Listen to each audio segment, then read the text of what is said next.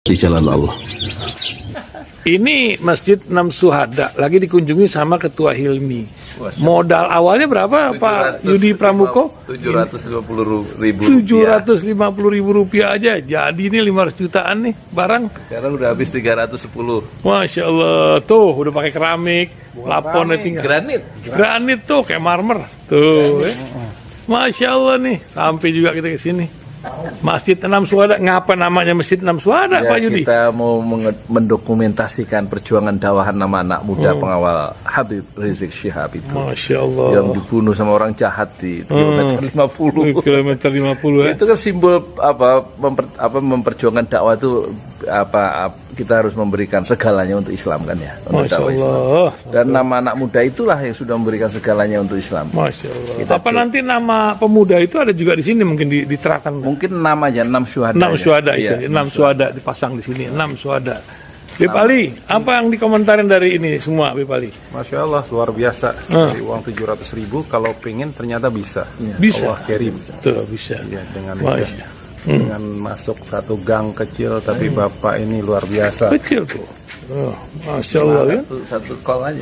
Masya Allah. Perjuangan Pak Yudi Pramuko, YouTuber sejagat paling tua. Tertua di semesta. Tertua di semesta. Masya Allah. Tukang donat. Tukang donat. Tukang donat dari Paru. Ini saya laporkan dari lapangan ini, langsung dari Masjid Enam Syuhada. Masya Allah. Dan ini dia. Dalam lihat ah. Tuh lihat tuh masjidnya, tuh imamnya di situ tuh. Malam-malam lagi kita, Masya Allah, masih kurang nih. Atapnya katanya transfer aja dari rekeningnya di bawah terlihat. Assalamualaikum warahmatullahi wabarakatuh. Saya Yudi Pramuko, tukang donat dari Parung, YouTuber tertua di semesta. Gimana penonton di Jepang? Sehat ya? Di Korea, Taiwan, ya, terus di Hong Kong, di Bunda Robi, di Mekah ya. Gimana, sehat Bu?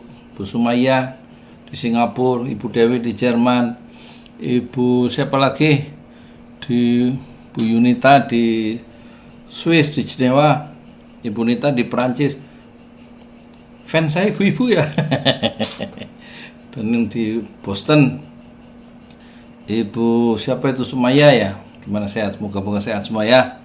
Pak Haikal di Melbourne, terus di Darwin, moga-moga sehat semua ya. Sehat. Alhamdulillah. Sekarang kita mau, saya batuk habis minum es teh manis nih, punyanya perusahaannya Nagita, istrinya Raffi Ahmad, 15.000 mahal teh manis doang ya. Kita respon, reaksi teguran Mahfud MD ke Sri Mulyani adalah teguran ke Jokowi ya. Pura-pura aja Mahfud negur Sri Mulyani, sama-sama satu rejim. Udah maunya siapa namanya nih? Oh, yang nonton 38.000 2 hari yang lalu. Wah, saya belum nonton nih. Rocky Gerung. Kita mulai ya. Bismillahirrahmanirrahim.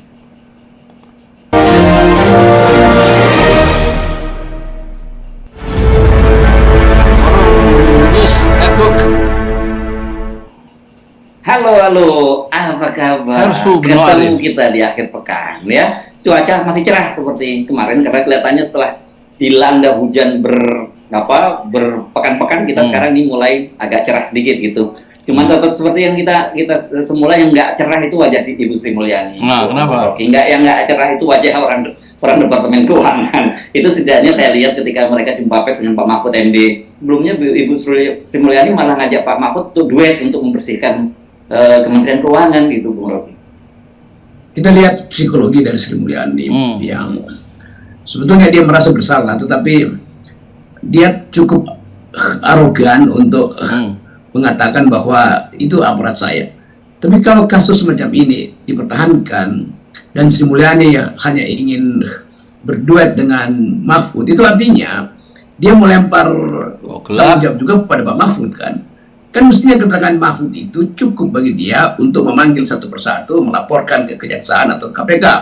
Jadi harusnya keterangan Mahfud itu jadi alasan Sri Mulyani untuk membenahi dirinya sendiri, bukan dia dan Mahfud yang membenahi proyek itu.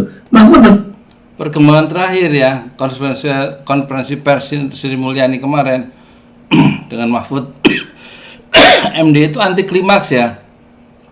Karena baik Mahfud MD maupun terutama Sri Mulyani maaf ya, itu merasa kalau ada 300 triliun, saya minta Pak Kepala PPATK Ivan siapa itu, Vandana Yustiawan Vandana itu ya, mana ininya kalau bisa rinci siapa yang dapat, siapa transaksinya itu mana. Dia nantang itu ya, nantang Kepala PPATK, Kepala PPATK, Kepala Pusat Pelaporan dan Analisis Transaksi Keuangan PPATK, bukan alat tulis kantor analisis transaksi keuangan. Padahal kata Kepala PPATK, dia sudah serahkan itu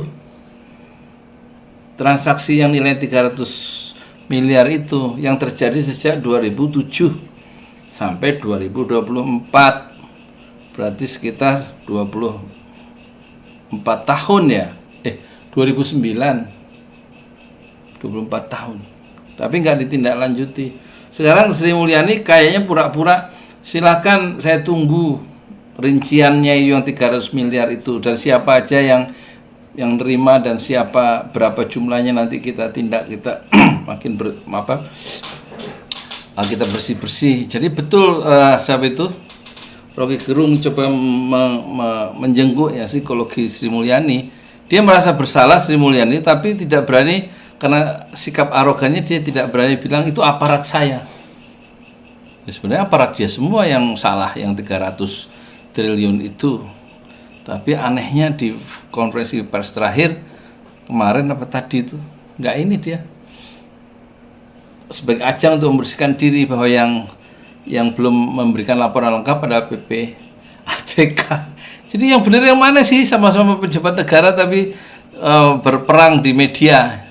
Kata Ivan Yustivandana itu kepala PPATK, katanya udah saya serahkan semua laporannya itu. Kata Bu Sri Mulyani itu cuman ini kok, cuman surat menyurat aja yang 300 sekian, surat dari PPATK ada 80 sekian, tapi rincian 300 triliun tuh dia belum terima, dia nunggu monggo katanya.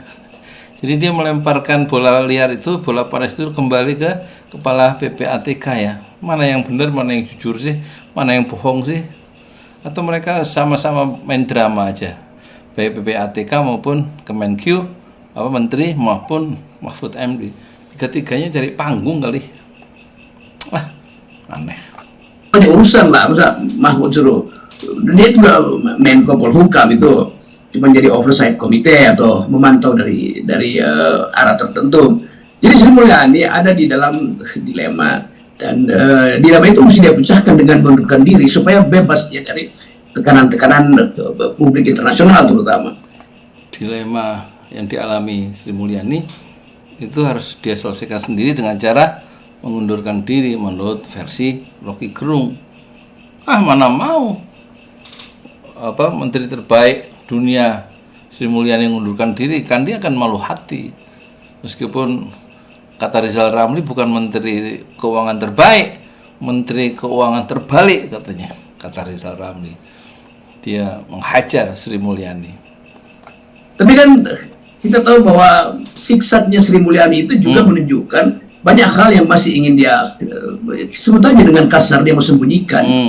Jadi kalau moral itu udah nggak ada ya susah, dan orang akan menganggap seluruh keterangan pers Sri Mulyani upaya untuk menutupi sebenarnya kasus itu. Jadi kita kembali pada soal pertama, yaitu jadi dalam dunia kepolisian ada adagium yang terkenal, tidak ada kejahatan yang sempurna. Karena kejahatannya seseorang itu mulai kelihatan, ya dia akan coba selalu tutupi dengan cara berbohong ya. Misalnya dengan konferensi pers, dengan alibi dan lain-lain. ada temuan 400 lebih manusia di Departemen Keuangan dari 2009-2003 lakukan sebetulnya pencucian uang lah kalau bahasa kasarnya tuh. Dan itu artinya uang haram yang dicuci kan, nggak mungkin uang yang bersih itu dicuci lagi itu. Ini uang kotor semua tuh yang kemudian disebut sebagai transaksi yang dicurigai. Jadi istilah itu saja udah menunjukkan bahwa memang kebejatan itu ada di Departemen Keuangan yang Kebejatan itu ada di Departemen Keuangan, kata Rocky. Gitu Mbak Sri, kata Rocky itu ada kebejatan ya di Departemen Keuangan yang panjenengan pimpin, yang sampai nggak mengakui bahwa ada kejahatan, ada kebejatan di situ dengan cara konferensi pers dan lain-lain misalnya ya, atau melemparkan kesalahan pada kepala kepala kantor, kepala PPATK ya, Pusat Pelaporan dan Analisis Transaksi Keuangan, yang tidak menyotorkan nama-nama dengan jumlahnya transaksi yang mencurigakan itu. Belum menerima. Tapi kata ketuanya, kepalanya ya sudah saya kasih. Itu laporan sejak tahun 2009 sampai 2024. sebetulnya diasuh dengan baik oleh Sri Mulyani, tetapi dia nggak kontrol. Dan ketiadaan kontrol itu yang menyebabkan moral hazard. Sri Mulyani sebetulnya bertanggung jawab kenapa ada moral hazard. Padahal remunerasi segala macam insentif sudah diberikan. Ini sekali lagi ini bukan sekedar soal 360 triliun atau 460 orang yang terlibat di situ. Tapi pertanggungjawaban Sri Mulyani terhadap ketidakmampuan dia untuk menegakkan moral di dalam Departemen Keuangan. Nah, Mahfud tentu datang dengan data, dan itu nggak ada urusan dengan moral nggak moral, memang dia tahu kok. Karena Mahfud adalah pengendali sistem untuk mengantisipasi korupsi kan. Jadi Mahfud kasih data, mestinya Sri Mulyani anggap data itu teguran bagi dia tuh, itu dasarnya. Sekaligus Mahfud di konferensi pers yang terakhir, Mahfud itu juga nggak punya data ternyata, karena dia juga akhirnya minta rinciannya ke kepala PPATK ya, rincian dari 300 triliun itu. Jadi akhirnya yang terjadi dalam konferensi itu, konferensi pers antara Mahfud sebelah kanan dari Sri Mulyani adalah anti klimaks ya, dan kesalahan ditimpakan kepada Yustiawan Vandana itu ya, kepala PPATK ya. Anti klimaks. kirim sinyal bahwa menegur Sri Mulyani artinya menegur juga presiden. Karena kan atas ini kan presiden, cuman Pak Mahfud kan nggak mungkin bilang nih, Pak Jokowi pasti tahu tuh. Tentu juga Pak Jokowi nggak tahu, tetapi teguran Mahfud, Pak Jokowi sebagai presiden gagal untuk membuat Sri Mulyani itu teguh di dalam mengelola departemen yang paling kaya di Indonesia, Departemen Keuangan. Bendahara kas negara. Ya, kalau kita lihat, kita amati Pak Mahfud siksak nih ya, atau tarik ulur lah gitu ya. Di satu Bukan tarik urul dia, Mahfud tuh main di dua kaki, satu main di istana, satu main di kolamnya, di wilayahnya civil society. Jadi kata Rocky Gerung, nanti kalau ada perubahan-perubahan mendasar di negeri ini, orang pertama yang mudah pindah dari istana ke civil society adalah Mahfud MD. Dan orang bertanya, apakah Mahfud MD itu orang yang bisa dipercaya? Apakah dia bukan seorang penjilat penguasa sebagaimana yang dituduhkan oleh Rizal Ramli? Apakah dia bukan seorang bukan penjahat tapi pengkhianat intelektual ya? Jadi dia bukan siksak, dia memang seorang oportunistik. Mahfud MD itu dia selalu main dua kaki karena ambisinya adalah ingin menjadi presiden atau calon presiden. Dia mulai ancang-ancang sejak sekarang menumpang gelombang kasus yang bisa menghantam siapa saja di kabinet, dan dia akan dikenang sebagai orang yang berjasa membuka kasus itu. Satu poin, satu record yang dia kumpulkan satu demi satu untuk dia berlayar menuju pertarungan presiden ke 2024 melalui PDIP bersama Puan Maharani. Kelihatannya begitu. Kira-kira saya kira-kira satu sisi dia menekan Ibu Sri Mulyani dengan melemparkan data bahwa ada 300 triliun transaksi keuangan mencurigakan yang sudah sejak tahun 2009 dilaporkan, dan itu ternyata tidak ditindaklanjuti, baru jadi tindak lanjuti kalau sudah jadi kasus gitu. dan kemudian Ibu Sri Mulyani menyatakan bahwa dia tidak baca laporannya, terus dijawab oleh Kepala PPATK bahwa itu dikirimkan dalam 200 berkas gitu ya. dan itu per individu. Artinya itu udah ini memang betul-betul menunjukkan betapa namanya Inspektorat Jenderal di Ibu Sri Mulyani itu nggak berjalan gitu. Ya kalau ada 200, kalau mungkin 2 kali ya oke apa ya? 200 kali itu artinya WA-nya Ibu Sri Mulyani udah hang sebetulnya. Tiap kali mesti baca 200 file itu kan. Jadi nggak mungkin Ibu Sri Mulyani nggak tahu. Jadi kalau dia bilang, ya itu yang mana tuh lo? Anda punya staf yang brief Anda atau staf Anda yang menyembunyikan berita itu? Kan tetap ada courtesy call antara PPATK dan Sri Mulyani. Yang mungkin juga lewat WA group. Tapi kan ngeyel beginian itu yang orang anggap Sri Mulyani udah kehilangan ya kemampuan dia untuk menegakkan kepala. Mungkin dia masih bisa menegakkan kepala, tapi hati nuraninya ini kan terganggu tuh. Jadi, hati nurani terganggu meskipun dia bisa ngeles sebagaimana dia bisa ngeles di acara Kick Andy ya, apa double click itu, dan termasuk kemarin dengan gagahnya dia konferensi pers di samping Mahfud MD, dan akhir dari konferensi pers itu Sri Mulyani bilang, coba Mbok dikirim ke saya, kata dia, ke PPATK, data-data yang 300 triliun itu siapa aja orangnya, kita kebetulan mau bersih-bersih nih, jadi kasih saya data. Jadi betul-betul dia mencoba membersihkan diri ya, siapa itu Sri Mulyani, padahal 300 triliun yang merupakan transaksi keuangan yang mencurigakan itu terjadi selama seperempat abad, sejak zaman SBY berarti ya. Yang ketua, yang menteri keuangannya juga Sri Mulyani sebelum dia terbang ke Bank Dunia dan kemudian kembali lagi kan, dan kemudian dia menjadi menteri keuangan era Jokowi 2 periode. Berarti dia itu harus bertanggung jawab terhadap 300 triliun yang dikatakan oleh Kepala PPATK sebagai transaksi yang mencurigakan. Kok dia bisa bilang nggak tahu, padahal sudah 200 kali katanya tadi beritanya itu dari PPATK ngirim surat atau laporan per nama yang terlibat ke Kemenq. Coba itu lihat, ada pejabat yang saling bertengkar, berkelahi di media massa, itu tentu aja mereka akan berkelahi karena tidak ada yang mau disalahkan di depan publik. Cari-cari cara untuk menghindar dari apa yang sudah jadi kasus apa yang sudah jadi kasus yang diselebrasikan hari ini. Anda tadi, saya sepakat itu ya. Untuk Departemen Keuangan itu adalah tanggung jawab Ibu Sri Mulyani. Tapi untuk kekacauan yang terjadi di negara ini ya Pak Jokowi, karena kasus ini sebenarnya ini kan hanya heboh yang sekarang Departemen Keuangan. Sebelumnya heboh Pak Jokowi bahkan sampai panggil kepolisian. Sekarang muncul lagi kasus di BPN, ada pejabatnya juga yang pamer harta benda, harta kekayaannya dan sebagainya. Jadi ini sebenarnya seperti kita kemarin sebut juga, ini fenomena gunung es dari pemerintahnya Jokowi, gitu yang jadi saya paham kalau kemudian Pak Mahfud seperti tarik ulur gitu ya, menyatakan bahwa ini bukan kasus korupsi ya, ini bukan ini lebih gede dari, tapi itu gak dia jawab, itu lebih gede dari kasus korupsi. Ya pencucian uang itu kan memang uang haram yang disamarkan gitu ya. Jadi Pak Mahfud lagi jadi orang bijak lah.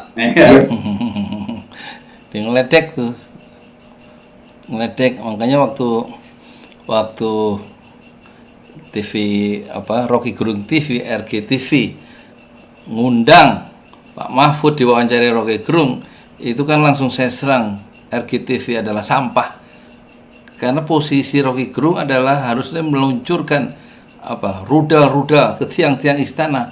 Kok dia semacam ditundukkan oleh narasumber yang dia undang, yaitu Mahfud MD dan Luhut Binsar Panjaitan dalam Rocky Gerung TV. Saya kira Rocky Gerung TV nggak akan diminati orang, dan sejak awal saya sudah bilang, saya bikin videonya Rocky Gerung TV yang mengundang narasumber orang istana itu, dan Rocky Gerung sebagai pewawancara itu bukanlah jati diri Rocky Gerung. Rocky Gerung harusnya seperti diwawancarai oleh Subno Arif dan mutiara-mutiara, pikiran-pikiran cemerlang akan keluar dari Rocky Gerung. Tapi RGTV waktu itu saya bilang adalah sampah. Boleh kan punya pendapat?